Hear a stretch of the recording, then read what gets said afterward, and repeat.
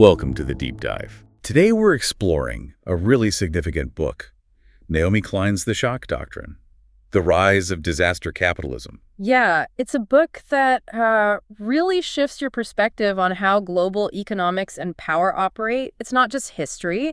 It feels more like a manual. A manual for what exactly? Well, a manual for understanding how power behaves, especially when the public is vulnerable, disoriented. Okay, so Klein's main argument, it's pretty stark, isn't it? She says global capitalism doesn't really expand through, fair competition or democratic agreement. No, not primarily. It expands through chaos, through shock. Right, that's the core thesis. These moments of collective trauma, think wars, coups, natural disasters, financial meltdowns, Klein argues they are actively exploited. Exploited to push through radical free market policies, the kind of policies that would, frankly, never pass under normal circumstances. They're too unpopular. And this system that emerges, the one that profits from crisis, she gives it a name. Disaster capitalism. It's a system that doesn't just benefit from disaster, it structurally depends on it. It needs the shocks to happen. So our mission today is to unpack that. We'll look at the intellectual blueprint behind it, see how Klein traces its application across the globe. And maybe touch on how it even applies today in this age of almost constant low-level crisis. Let's start with the core idea then, this notion of shock therapy. Klein makes a pretty disturbing comparison here. She does. She argues that economic shock therapy was, in a way, consciously modeled on psychological shock. So tracing it back, where does the economic idea originate? You really have to go back to the 1950s, to Milton Friedman and the Chicago School of Economics. They were the intellectual architects. And their vision. Friedman called it purification. The goal was to strip the market clean of anything seen as an interruption, price controls, minimum wages, state-run schools, regulations. They wanted the pure free market to just work its magic. To sing, as they put it. But the problem was, how do you actually implement such drastic changes? People tend to like, public schools and minimum wages. And Friedman had an answer for that, didn't he? A tactical approach. Yeah, his core belief, his tactical nostrum, was that only a crisis, actual or perceived, produces real change. That was key. So the crisis is the opportunity. Exactly. The role of thinkers like him wasn't necessarily to win the public debate day to day. It was to keep these radical ideas alive and available. Waiting in the wings. Waiting until the politically impossible becomes promise, as he said, until a shock creates an opening. And they often presented this not as politics, but as science. That's the technocratic mask Klein talks about, wrapping these deeply political ideological goals like selling off national assets in the language of economic necessity. There is no alternative. He makes it seem inevitable, not like a choice. Which helped justify imposing these policies in places where democracy was suspended, like Pinochet's Chile right after the coup in 1973. Okay, so that's the economic side. Now, the psychological link, this is where it gets really unsettling. Klein draws a line from this economic strategy straight to CIA Cold War research. Yes, into coercive interrogation, basically torture techniques. It's not that Friedman was taking notes from the CIA handbook, but the logic is similar. The logic has this disturbing parallel. Torture aims to disorient the prisoner completely, to break their connection to reality, their sense of self, through sensory deprivation or overload. Creating these violent ruptures, as Klein puts it. Right. The goal is to make the prisoner regress, become dependent, and ultimately concede things against their own will, against their own interests. And the shock doctrine applied to a whole society. It mimics this process. The initial disaster, the bombing, the hurricane, the market crash, acts like the shock to the system. It plunges the collective population into a state of disorientation. A kind of societal trauma. Exactly. It creates a year zero feeling, like the past is wiped clean, and suddenly radical changes seem possible, even necessary. People are just trying to survive. And in that state of shock, societies might give up things. Things they would normally fight tooth and nail to protect. Public assets, sovereignty, workers' rights. The shock temporarily suspends their ability to resist effectively. Speed is crucial here. Okay, so let's clarify the mechanism. How does this actually unfold, step by step? Okay, so first, the crisis hits. Natural disaster, war, financial panic, the shock. Then comes the fear, the confusion.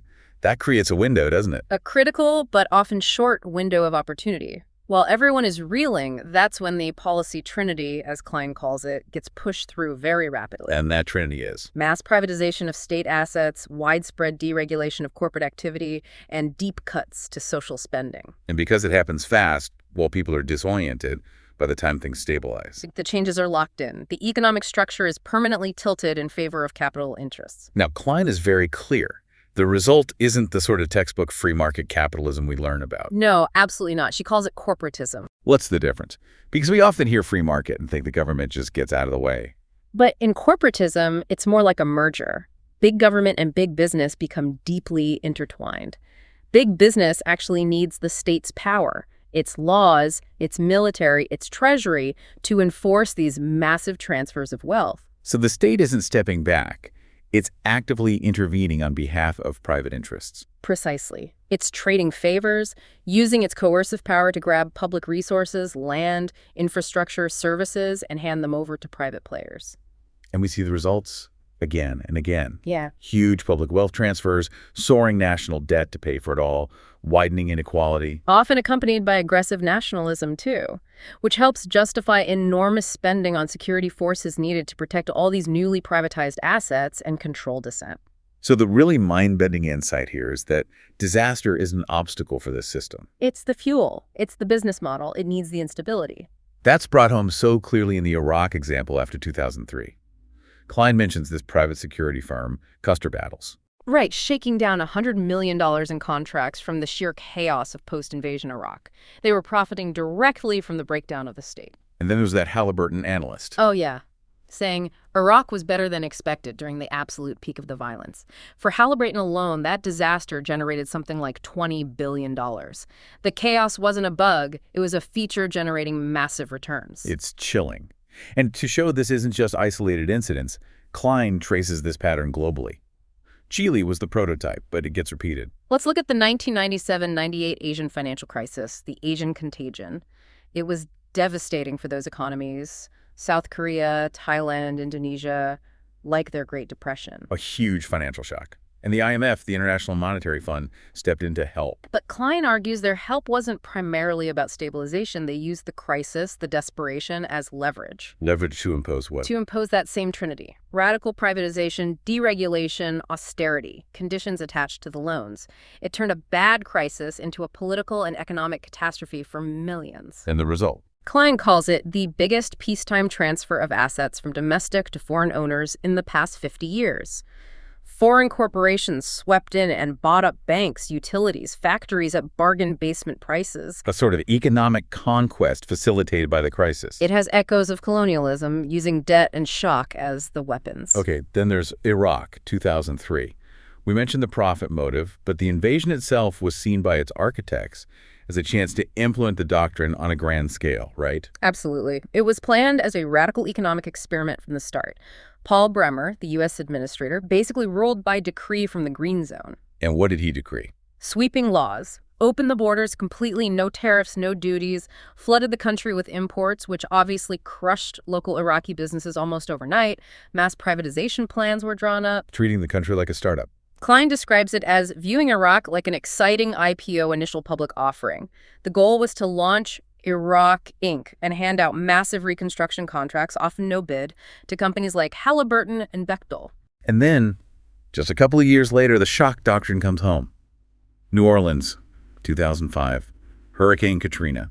A terrible natural disaster. An immense physical and social shock. And Milton Friedman himself writes an op-ed almost immediately. Saying the tragedy is also an opportunity. It's almost Playbook perfect. Power seeing opportunity in devastation. And what happened on the ground? Right-wing think tanks descended on the city, armed with policy proposals packaged as relief. Dozens of pro-free market ideas. Suspending minimum wage laws for reconstruction work, and crucially, using the destruction of the school system as a chance to replace public schools with charter schools. So the destruction wasn't just physical. It was used to dismantle public institutions. Instantly. The teachers' union contract was voided. Around 4,700 unionized, mostly African-American teachers were fired. Overnight, New Orleans became the primary laboratory in the U.S. for charter schools. And the reconstruction itself. Became a domestic version of Iraq. Government run by contractors, massive profits, often with poor results for the residents. The Gulf Coast was a testing ground. And this always comes back to the psychological impact, doesn't it? Making people feel powerless. That's the undercurrent. Suspend the ability to resist. Think about those displaced New Orleans residents, stuck in shelters in Baton Rouge. They were expected to just accept that their public housing projects were being demolished, their schools privatized. The disaster made it seem inevitable. Which leads us to think about how this doctrine might operate now.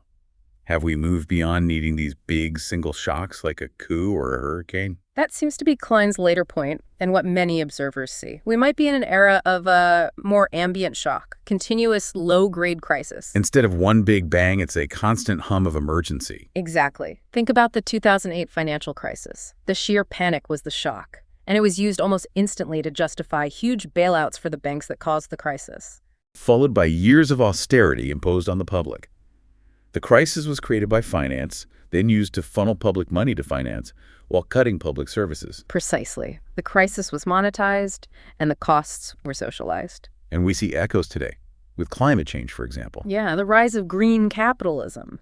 Climate emergencies are increasingly framed as opportunities to restructure energy markets, create carbon trading schemes, push new technologies, often benefiting large corporations under the banner of environmentalism. What about the COVID-19 pandemic? A massive global shock. And again, you saw the immediate push towards further privatization of healthcare, emergency powers that concentrated authority, huge contracts for pharmaceuticals. Klein mentioned Donald Rumsfeld's connection to Gilead, the company holding the patent for Tamiflu. Right, banking on a future of pandemics. The crisis model anticipates, even relies on, future disasters.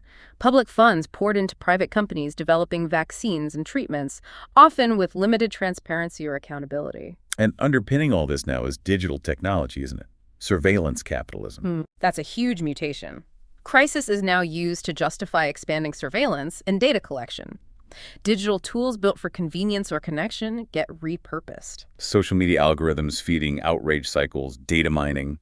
Klein mentions things like the automated targeting system, using everyday data flight bookings, seat preferences to assign risk scores. It's this constant low-level monitoring and categorization. So the shock doesn't need to be a bomb anymore. It can be an algorithm, a constant news alert, a sense of perpetual emergency. It keeps populations distracted, anxious, and perhaps more willing to accept measures they otherwise wouldn't. We're managed less by overt force, maybe, and more by this constant algorithmically driven instability. A sort of managed instability, always slightly off balance. But Klein doesn't just diagnose the problem, she insists there's a counterforce, and it's simple. Memory. Memory. How so? Collective memory. Remembering how these changes were pushed through, who benefited from the last shock, what was actually lost when that public service was privatized or that regulation was cut. If you remember the playbook, you're less likely to fall for it again. And does that memory fuel actual resistance? It can. Klein points to examples of incredible resilience, like in Sri Lanka right after the 2004 tsunami. Initially, people came together across old ethnic divides, sharing aid, rebuilding communities. But then the Shock Doctrine playbook arrived. Yeah, the corporate reconstruction plans often came in ways that reimposed economic divisions, pitting groups against each other for resources, undermining that initial solidarity. But there are longer-term examples of resistance building. Definitely. Look at parts of Latin America where communities are consciously trying to rebuild the social projects that were dismantled by dictatorships and shock therapy decades ago. The recovered companies movement in Argentina is fascinating. Workers taking over bankrupt factories and running them democratically. Exactly. Or regional agreements being built to foster local economies, specifically trying to break free from the IMF World Bank model that facilitated the earlier shocks. It's about building resilience before the next crisis hits. So the core message is that understanding the mechanism is the first step to resisting it. Absolutely. Once the Shock Doctrine's playbook is widely understood, it loses its most powerful weapon. Surprise. Societies can become shock-resistant. Not by preventing all crises, because you can't always do that. But by refusing to let the disorientation be exploited, by staying conscious, analytical, and connected during the shock. Which frames democracy itself as needing that conscious awareness, especially in tough times. It really does. What started as these sudden physical assaults in the 70s seems to have evolved, hasn't it? Into something more pervasive. This constant managed instability amplified by digital technology. So maybe the question for you listening is this. Has the shock doctrine become ambient? Is it now less about single dramatic events and more about maintaining a permanent background hum of crisis and anxiety? And if that's the case, how do we train ourselves, our communities, to spot the playbook? The privatization push, the deregulation, the cuts, the second the next emergency is declared. If awareness and memory are the keys to resisting manipulation, maybe the main battlefield now isn't just economic policy, but psychology itself. How we process information, how we maintain focus in an age designed for distraction. Perhaps the antidote really does begin with knowledge. Understanding the doctrine is the first step to potentially neutralizing it.